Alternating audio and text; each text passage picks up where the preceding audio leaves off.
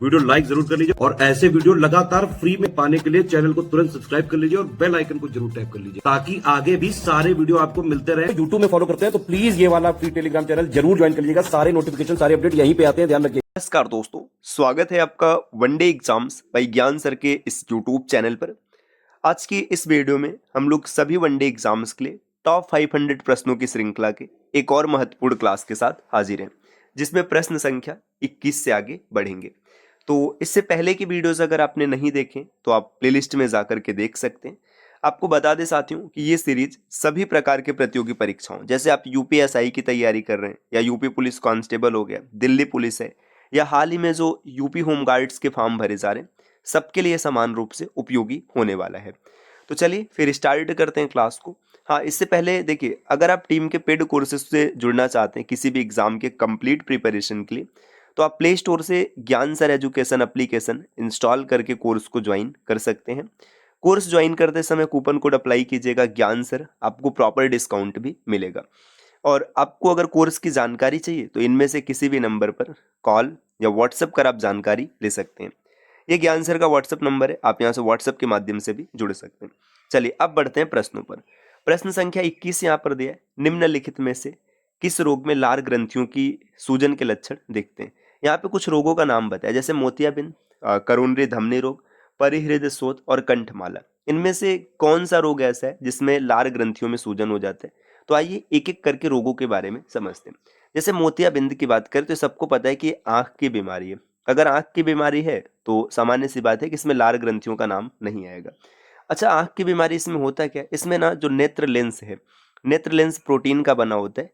तो ये जो लेंस है ये क्या होता है कि ये क्षतिग्रस्त हो जाता है, जिससे चीजें धुंधली दिखाई देने लगती, और इसका इलाज सिर्फ शल्य चिकित्सा है। शल्य चिकित्सा के अलावा और कोई इलाज नहीं है। अच्छा, नेत्र लेंस जो है ये उत्तल है या फिर अवतल, अगर कभी ऐसा प्रश्न आ जाए तो नेत्र लेंस उत्तल लेंस होता है, ये भी आपको याद रखना है, द्विउत्तल होता है। करोनरी धमनी डिजीज, देखिए करोनरी ये हृदय से जुड़ा है ना, इसको सीएडी रोग के नाम से भी जाना जाता है। सीएडी, इसमें क्या होता है कि जो हृदय मांसपेशियों को रक्त पहुंचाती है, वो धमनियां ब्लॉक हो जाती है, उसमें ब्लॉक जमा हो जाता है। तो ये भी नहीं होगा यहाँ पे, ये भी ऑप्शन एलिमिनेट हो गया। तीसरा है परिहृदय शोथ, ये तो सीधा सीधा ही पता चल रहा है, परिहृदय शोथ हृदय से जुड़ा हुआ है, पेरिकार्डियासिस कहते हैं, ये भी नहीं होगा। नेक्स्ट है कंठमाला, जिसे गलगंड रोग कहते हैं या फिर इंग्लिश में मम्स कहते हैं। मम्स एक वायरल डिजीज होता है, वायरस के कारण होता है। इसमें क्या होता है, इसमें जो पैरोटिड ग्रंथियां हैं या फिर कह लीजिए लार ग्रंथियां, इनमें सूजन हो जाता है, इसे गलसुआ के नाम से भी जाना जाता है ना। तो मम्स ही एक ऐसा रोग है जिसमें लार ग्रंथियों में सूजन हो जाता है। ऑप्शन डी इस प्रश्न का सही उत्तर होगा। इसे गलसुआ भी कहते हैं और ये वायरल डिजीज है, ये भी आपको याद रखना है। अगले प्रश्न पर आते हैं। नेक्स्ट यहाँ पर दिया है 22 नंबर का कि जायद फसल ऋतु के दौरान होती है। जायद फसल किस ऋतु के दौरान होती है, आपको ये बताना है। तो फसल चक्र अगर आपको याद रहेगा तो आप सीधा सीधा इसको टिक कर लेंगे। देखिए फसल चक्र में 3 तरीके की फसल आते हैं, जैसे पहला है रबी की फसल, है ना, दूसरा है खरीफ की फसल, और तीसरा जो दिया गया यहाँ पे जायद की फसल। ये 3 प्रकार के फसल होते हैं फसल चक्र में। रबी की फसल जो है ना, इसमें गेहूं, एक एक एग्जाम्पल याद रखिए, आप आराम से टिक करना। इसे गेहूं की बात करें, अगर अब आप ग्रामीण क्षेत्रों से, तो आपको पता है गेहूं जब सीजन होता है तो गेहूं कब लगाया जाता है, ये अक्टूबर नवंबर के आसपास में इसकी बुआई होती है ना, अक्टूबर नवंबर के आसपास में बुआई होती है। और जो कटाई होता है ये मार्च अप्रैल के आसपास या फरवरी मार्च कह लीजिए, इधर आसपास इसकी कटाई होती है। अब गेहूं के साथ और कौन से, जैसे गेहूं है, चना है, मटर है, सरसों हो गया, सूरजमुखी है, तंबाकू है, तो ये सब रबी की श्रेणी में आते हैं। वहीं खरीफ की अगर बात करें तो खरीफ की जो फसल इसकी इसमें धान आप याद रखिएगा। अब धान धान की खेती कब होती है, ये जुलाई अगस्त के आसपास इसकी खेती होती है, जून जुलाई अगस्त कह लीजिए। और कटाई कब होती है, ये कटाई होती है अक्टूबर नवंबर के आसपास। और धान के साथ में आप देखेंगे और कौन कौन से फसल, जैसे धान के साथ में मक्का, कपास, अरहर, गन्ना, मूंगफली, ये सब धान के साथ आते हैं। और इसके बीच में जो समय बचता है वो जायद का समय, जैसे जब गेहूं की कटाई होती है तो उसके बाद ना आप देखेंगे कुछ समय के लिए ककड़ी, खीरा, तरबूज, खरबूज, ये सब बोए जाते हैं, तो ये जायद का फसल होता है। इसमें आप याद रखिएगा खरबूज या फिर खीरा, जो भी आपको याद रखना है। इसकी बुआई होती है मार्च अप्रैल में, और जो कटाई होती है ये होता है मई जून के आसपास। तो देखिए जायद की फसल अगर आप देखेंगे मार्च अप्रैल, कौन सा समय, गर्मी का समय, तो ग्रीष्म ऋतु इसका ऑप्शन बनेगा, ऑप्शन बी। नेक्स्ट अगले प्रश्न पर आते हैं। अगले प्रश्न को देखेंगे, यहाँ पर दिया गया कि निम्नलिखित में से कौन एनआरआई और निर्यात उन्मुख इकाइयों की प्रस्तावों, पूंजीगत वस्तुओं उपकरणों के लिए आयात और इक्विटी मुद्दों से संबंधित प्रार्थना पत्र पूर्व संचालन है। तो इसमें आपको बताना है, इस प्रश्न का सही उत्तर हो जाएगा। अगर आप देखेंगे तो DIPP ऑप्शन सी इस प्रश्न का उत्तर बनेगा। यहाँ पे NRI, ये चीज याद रखिएगा, NRI डे कई बार पेपर में बना है कि NRI डे कब मनाया जाता है। तो अगर NRI डे की बात करेंगे तो 9 जनवरी को मनाया जाता है ना। ये चीज भी आपको पता होना चाहिए कि 9 जनवरी को NRI डे मनाया जाता है, क्योंकि इसी दिन गांधी जी दक्षिण अफ्रीका से भारत लौटे थे। अगले प्रश्न पर आते हैं। प्रश्न संख्या 24 दिया है, निम्नलिखित में से उत्तर प्रदेश का लोक नृत्य कौन सा है? Folk dance. देखिए, लोक नृत्य की बात करेंगे तो इनकी संख्या हजारों में है, ऐसा नहीं कि आप सबको याद कर लेंगे। हाँ, कुछ प्रसिद्ध हैं जिन्हें आपको याद रखने हैं। पहले ऑप्शन देखते हैं, चरकुला, लावा, कोलट्टम और बिहू। अब जैसे यूपी की, ये इसमें चरकुला हो जाएगा, ऑप्शन सही है। चरकुला की बात करें तो ये ब्रज क्षेत्र में किया जाता है। ये भी पॉइंट आपको याद रखना है कि ब्रज क्षेत्र में चरकुला नृत्य होता है। और इसमें ना 108 दीपक का भी नाम जुड़ा है कि 108 दीपक जला करके नृत्य किया जाता है। तो आप डायरेक्ट याद रखिएगा, आसानी से चीज़ें बन जाएंगी। यूपी में और कौन कौन से फोक डांस है जो काफ़ी फेमस है? जैसे रासलीला है, नौटंकी है, चरकुला तो आपने लिख ही लिया है, कर्मा हो गया, झूला है, कठफोड़वा है। तो तमाम ऐसे डांस है जो किए जाते हैं। लावा की बात करें तो लक्षद्वीप में किया जाता है, ये पुरुषों के द्वारा किया जाता है, लक्षद्वीप में पुरुषों के द्वारा किया जाता है। कोलट्टम ये तमिलनाडु और आंध्र प्रदेश के क्षेत्रों में होता है। और बिहू, बिहू असम का है, काफ़ी फेमस है। अक्सर पेपर में आता है कि असम के लोक नृत्य में देखिए बिहू हो गया, बगुरुम्बा है, झूमर है, भोरताल, सत्रिया। सत्रिया तो शास्त्रीय नृत्य में भी शामिल है, असम से जुड़ा हुआ है। तो ये सब आपको याद रखने हैं। अगले प्रश्न पर आते हैं। प्रश्न संख्या 25 यहाँ पर दिया गया, south Asia women in energy, है ना।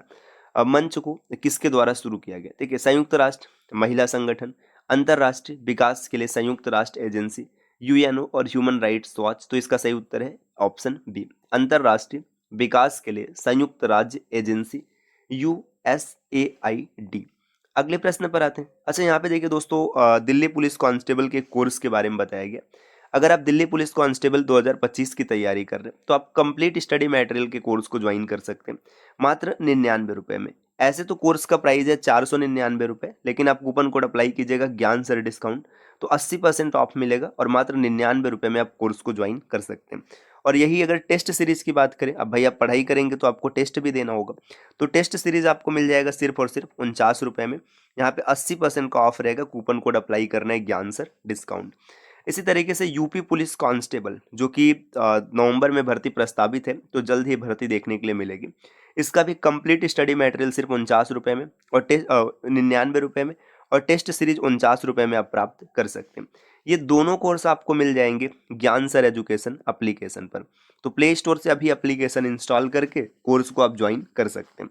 अगर आपको किसी प्रकार की अतिरिक्त जानकारी चाहिए तो आप इनमें से किसी भी नंबर पर कॉल या व्हाट्सएप करके जानकारी ले सकते हैं। ये ज्ञान सर का व्हाट्सएप नंबर है, आप यहाँ से व्हाट्सएप के माध्यम से भी जुड़ सकते हैं। चलिए आते हैं अगले प्रश्न पर। प्रश्न संख्या 26 यहाँ पर दिया गया, उत्तर प्रदेश पुनर्गठन अधिनियम निम्नलिखित में से किस वर्ष अधिनियमित किया गया है?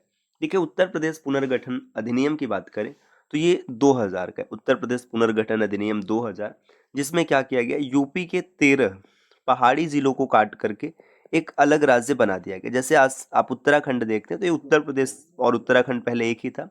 2013 में दिन भी अगर आपको याद रखना है तो 9 नवंबर 2013 क्या किया गया कि उत्तर प्रदेश के 13 पहाड़ी, माफ कीजिएगा 2002, मैं 13 क्यों लिख रहा हूँ, 2002 में उत्तर प्रदेश के 13 पहाड़ी जिलों को काटा गया और अलग से एक राज्य बनाया गया, उत्तरांचल, है ना। पहले ये उत्तरांचल था, फिर बाद में 2006 में इसका नाम परिवर्तित करके उत्तराखंड कर दिया गया। अगला प्रश्न है प्रश्न संख्या 27, भारतीय क्रांतिकारियों द्वारा गदर विद्रोह पार्टी की स्थापना कहाँ की गई? गदर विद्रोह पार्टी काफी इंपॉर्टेंट है, ये अक्सर पेपर में आता है, तो याद रखना है ये USA में किया गया था, अमेरिका इसका सही ऑप्शन है। अतिरिक्त जानकारी की बात करें तो डेट है 15 जुलाई 1913, ठीक, 15 जुलाई 1913 को अमेरिका में भी जगह था एस्टोरिया, ओरेगन, है ना। और इसके संस्थापक थे सोहन सिंह भाखना, है ना, सोहन सिंह भाखना, ये नाम अक्सर आता है सोहन सिंह भाखना का। इसके अलावा एक नाम और इसमें जुड़ा जुड़ा है, लाला हरदयाल। तो इन दो में से कोई भी नाम आपको मिलेगा, आप उनको टिक करेंगे, ठीक। अच्छा, अगर दोनों नाम मिल जाए तो याद रखना सोहन सिंह भाखना अध्यक्ष थे और लाला हरदयाल महासचिव। अगले प्रश्न पर आते हैं। प्रश्न संख्या 28 दिया है, सक्रिय ज्वालामुखियों की मौजूदगी के कारण निम्नलिखित में से किस क्षेत्र को रिम ऑफ फायर कहा जाता है? देखिए सक्रिय ज्वालामुखी है, किस क्षेत्र को रिम ऑफ फायर कहते हैं? 4 ऑप्शन दिए, पूर्वी अफ्रीका के रिम, प्रशांत पैसिफिक के रिम, अल्पाइन बेल्ट के रिम और हिमालयन बेल्ट के रिम। तो इसमें जो प्रशांत पैसिफिक है इसके रिम को रिम ऑफ फायर की संज्ञा दी जाती है। ये घोड़े के नाल के आकार का है। जो पूर्वी अफ्रीका का रिम है ये भूवैज्ञानिक दरार है जिसका विकास दक्षिण पश्चिम एशिया से लेकर के पूर्वी अफ्रीका में मोजाम्बिक तक फैला हुआ है। अगले प्रश्न पर आएंगे। प्रश्न संख्या 29 यहाँ पर दिया गया कि गोलाकार दर्पण की परावर्तक सतह के केंद्र को क्या कहते हैं? देखिए गोलाकार दर्पण, अब अगर गोली दर्पण की बात करें, जैसे ये एक गोला है ना, इसमें 2 प्रकार के दर्पण बनते हैं, या तो उत्तल बनेंगे या तो अवतल। जैसे मान लीजिए हमने यहाँ से इसको काट लिया, ठीक, अब काट लिया हमने, इस सतह को पेंट कर दिया, मतलब कलई कर दिया। देखिए ऐसे दर्पण को जिसमें अंदर की सतह परावर्तक होती, इसको कहते हैं अवतल, है ना, इंग्लिश में कहेंगे कॉनकेव। और ऐसा दर्पण जिसका बाह्य सतह परावर्तक होता है इसको कहते हैं उत्तल, मतलब कॉन्वेक्स। ठीक, अब इसमें डेफिनेशंस के बारे में पूछा गया कि केंद्र को क्या कहते हैं? तो जो इसका मध्य बिंदु होता है, ये सेंटर होता है, इसको ध्रुव कहा जाता है, इंग्लिश में पोल कहते हैं। तो ऑप्शन सी इस प्रश्न का उत्तर बनेगा। नेक्स्ट क्वेश्चन नंबर 30 दिया, जैविक हथियारों पर समझौता कन्वेंशन किस वर्ष में लागू किया गया? तो ये लागू किया गया था 1975 में। ऑप्शन सी इसका उत्तर होगा। ये जेनेवा प्रोटोकॉल का एक पूरक है और डेट याद रखना, तो 26 मार्च 1975। तो साथियों ये आज के क्लास के 10 क्वेश्चंस रहे जिनका डिस्कशन हम लोगों ने किया है। इस प्रकार की क्लास आपको निरंतर मिलती रहेगी, बस इसके लिए आपको चैनल को सब्सक्राइब करके रखना है। और हाँ, अगर आपको कंप्लीट प्रिपरेशन करनी है किसी भी एग्जाम की, तो इसके लिए आप क्या कर सकते हैं, ज्ञान सर एजुकेशन एप्लीकेशन को इंस्टॉल कर सकते हैं। प्रक्रिया बहुत ही आसान सी है, प्ले स्टोर से एप्लीकेशन इंस्टॉल करने, या कोर्स की अतिरिक्त जानकारी प्राप्त करनी तो आप इनमें से किसी भी नंबर पर कॉल या व्हाट्सएप करके ले सकते हैं। ये ज्ञान सर का व्हाट्सएप नंबर है, आप यहाँ से व्हाट्सएप के माध्यम से जुड़ सकते हैं। मिलते हैं साथियों आपसे नेक्स्ट वीडियो में, तब तक के लिए नमस्कार।